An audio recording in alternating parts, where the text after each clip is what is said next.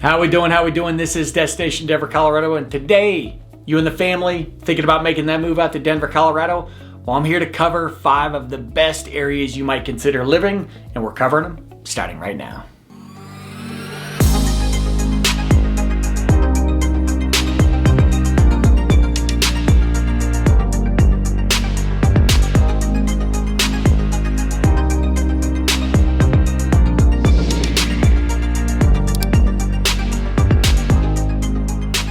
Alright, this is Destination Denver, Colorado. I'm your host, Jimmy Everett, and listen, if you're interested in learning all the ins and outs, pros and cons to moving to or living in Denver, Colorado, then this is a channel for you. So that subscribe button and notification icon you see, make sure you click on that as I'm dropping new videos for you each and every week. And as much as I try to be a little creative, maybe even entertaining here on camera, I'm also a licensed mortgage broker covering the entire state of Colorado and team with some of Denver's most talented realtors. And we're helping people move here each and every day. So the number and email you see on your screen, know that I am always the person, answer your phone calls, answer your texts, answer your emails, there, when and if you need me. Now that we have that fun-filled stuff out of the way, let's get to what we're here for, and that is for families moving to Denver, Colorado. These are the areas you are going to want to check out. All right, so if you're unfamiliar with this channel, this is actually video 3 of a 3-video series covering singles, couples, and families. And as I've said in the other 2 videos, that's not to say that these neighborhoods, these communities aren't interchangeable. You don't need to be single to live in one or family to live in the other. This was simply a conversation between past clients, colleagues, friends, people in different walks of life about the areas they lived in, and then I simply ranked them based on that category.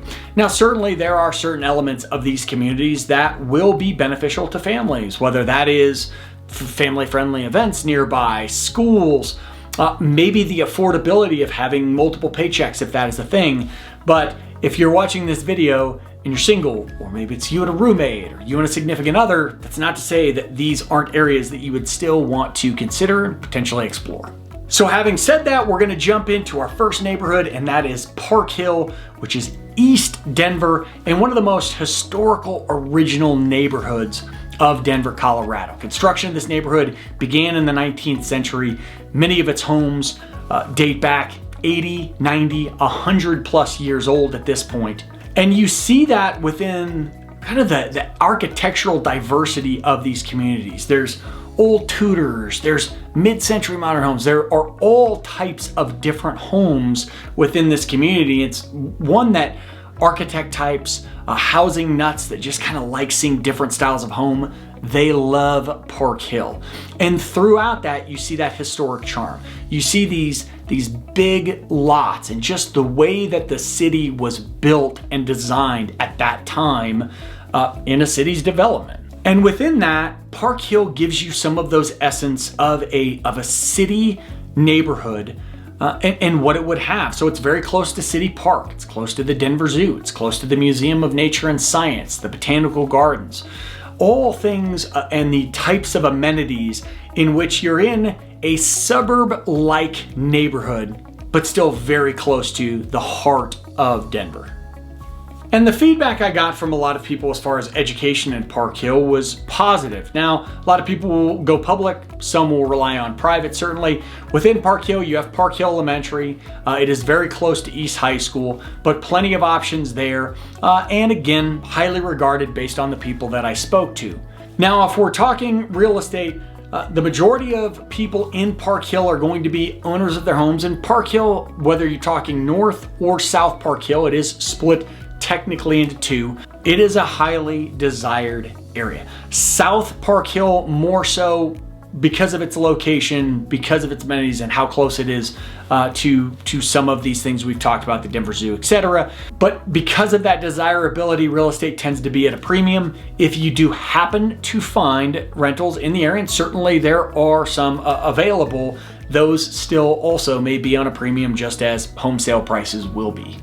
And I wanted to mention before we left Park Hill and moved on, some of the different just community events that you see go on. They have the Park Hill Home Tour, which is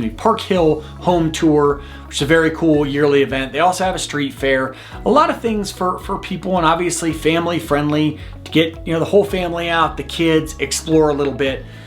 And you'll see, Park Hill for me was really a neighborhood that I didn't get in the beginning. And I say that about certain communities. I'm going to cover another one later in this video where I didn't know about the hype behind it. I didn't understand it until you spend time around there. When you see the way the community is and the fact that there's always seems to be people out and about doing things, and it has that perfect balance. When I said earlier in the video that a single person, a couple, a family, all walks of life could live there, you see that there. It really does blend to wherever you are in life and whatever lifestyle you want to live. Next up, we have a 2-in-1, because when I talk to people, they just tend to blend together a lot, and there's benefits to both. So we're going to talk about Greenwood Village and Centennial. And two areas, again, if you Google them, you'll see a lot of overlap. Now, think of this as, they'll use the term luxurious suburban living. And I think that there are living options of every space. It's not to say that all of Greenwood Village and all of Centennial is luxury, but I think there are some very nice options. The words that came up a lot with people I talked to in these areas was safe. They felt safe in their communities. They felt like there was a ton of walkability as far as walking around your neighborhood, going to parks, different trails, but that was the overall sense. They felt good about their families living in these areas. Now, other benefits, Greenwood Village is home to the Denver Tech Center. That is a huge employment hub. They call it Tech Center. There's plenty of tech companies, but there are all sorts of companies in the Tech Center. So if you are working in that area, you have a very short commute. Certainly you're going to want to know that other people are driving down, including me for multiple years of my career, driving down to the Tech Center. But that is a huge reason why Greenwood Village and Centennial are as popular as they are, and that they've developed the way they have. A lot of this area is also covered by Cherry Creek school districts, but overall education is highly rated between Centennial and Greenwood Village. And again, as I've mentioned, there isn't an area in this video that the people who lived there didn't have good things to say about the education opportunities they have. And one of the more popular things about Greenwood Village and Centennial were its dining and shopping options. Now, kind of reverting back to the Tech Center for this, the Tech Center is home to some of Denver's best steakhouses and upscale restaurants. So if you're looking for good food, that's where a lot of people tend to go to for these meals, if you're a steakhouse person. If you're not, I understand you don't have to visit the Tech Center, but that's one of the big things. So one of the local amenities is the fact that you have a lot of good restaurants, and not just steakhouse. You have a lot of great restaurants down there, plenty of different shopping. You've also got just south of DTC, you've got the Park Meadows Mall. So plenty of shopping, plenty of dining, plenty of amenities within this community for you and the family to get out and about and enjoy yourselves. And you've got the Curtis Center in Greenwood Village, so you get some cultural exposure. And again, I think there are plenty to do. There's plenty of parks. There's plenty of activities to get out and about. Fiddler's Green is down in this community as well if you want to get to a concert. So plenty to do, plenty to explore. Moving right along to number 3, and I mentioned earlier about Park Hill. There are certain communities of Denver that as I started to make these videos a couple years ago, I never really understood the hype before. Number 3 absolutely falls into that category, and that is Parker, Colorado. Located southeast of Denver and south of Aurora, for that matter. Parker is one of the coolest communities I think you'll find in the Denver suburbs. So Parker gives you what I believe to be the perfect balance between small town with enough amenities, enough things going on where you get suburb and town.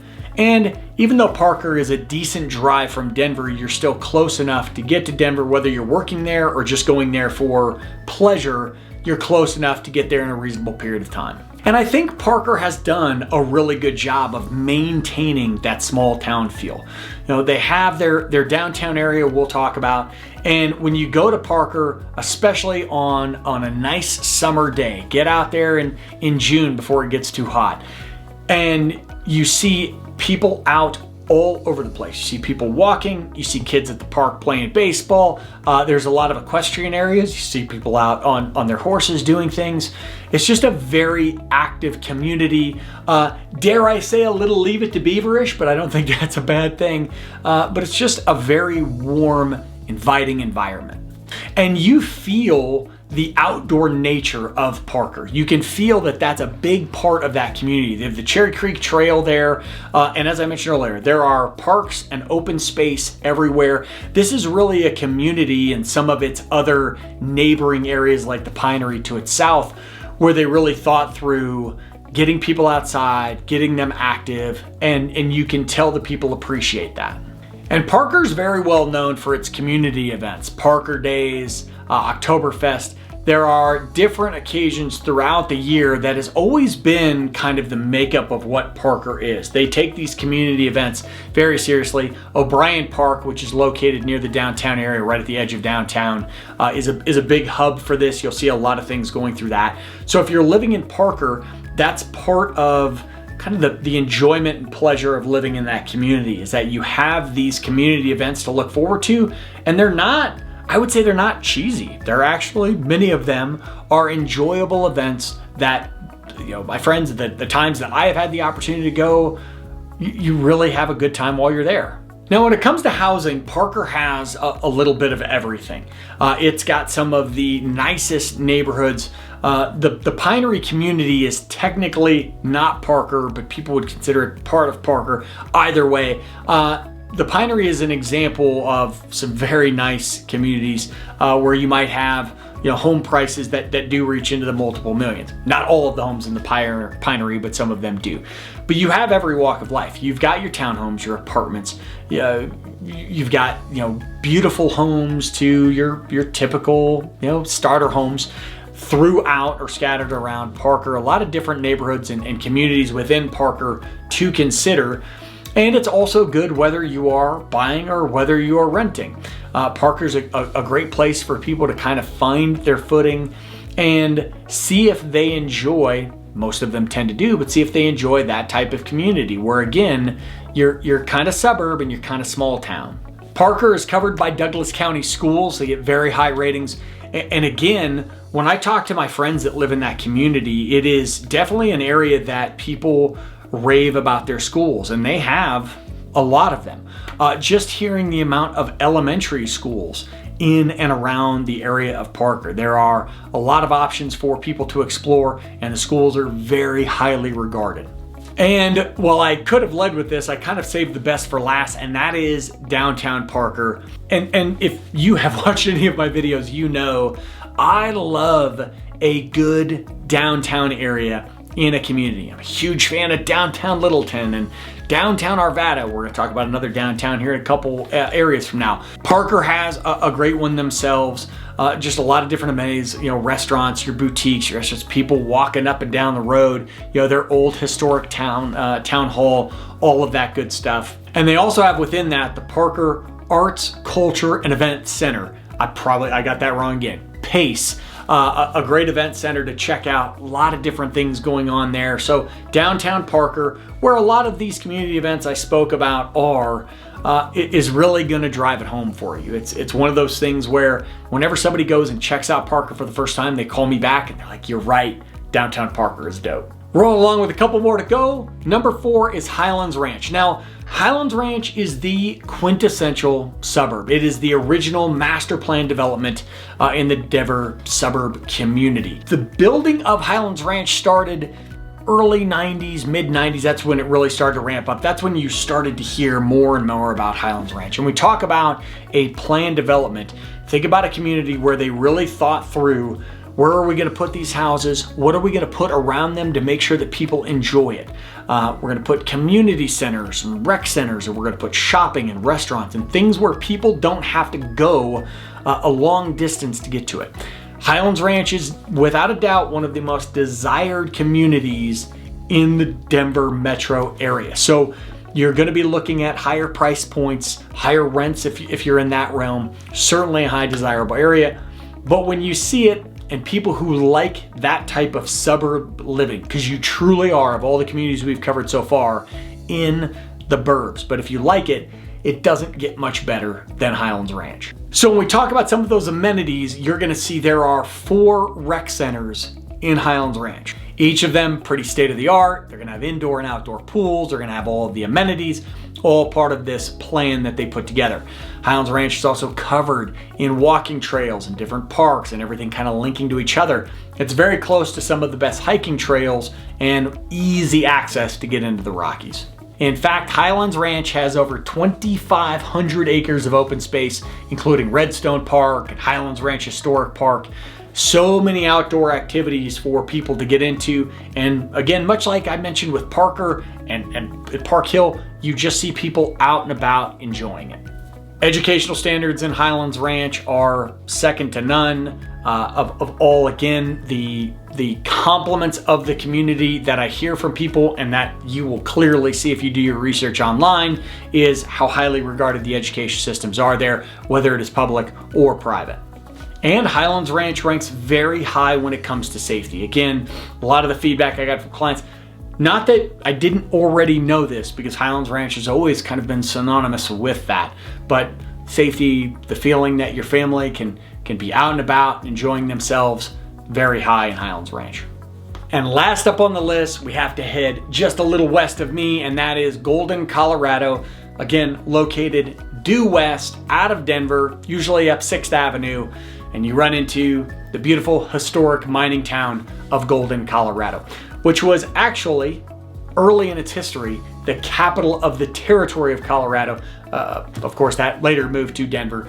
But Golden sits between this valley and is really one of the prettier towns that you will ever see. One of the best things about Golden is that location. You're located roughly 30 minutes west of Denver, so you can get down to the city pretty quickly. And you are on the Front Range. So you are, depending on what neighborhood in Golden you're living in, minutes from getting into the Rockies and into all of that exciting wilderness. That was a terrible description, but we're just gonna leave that in the video for humor's sake.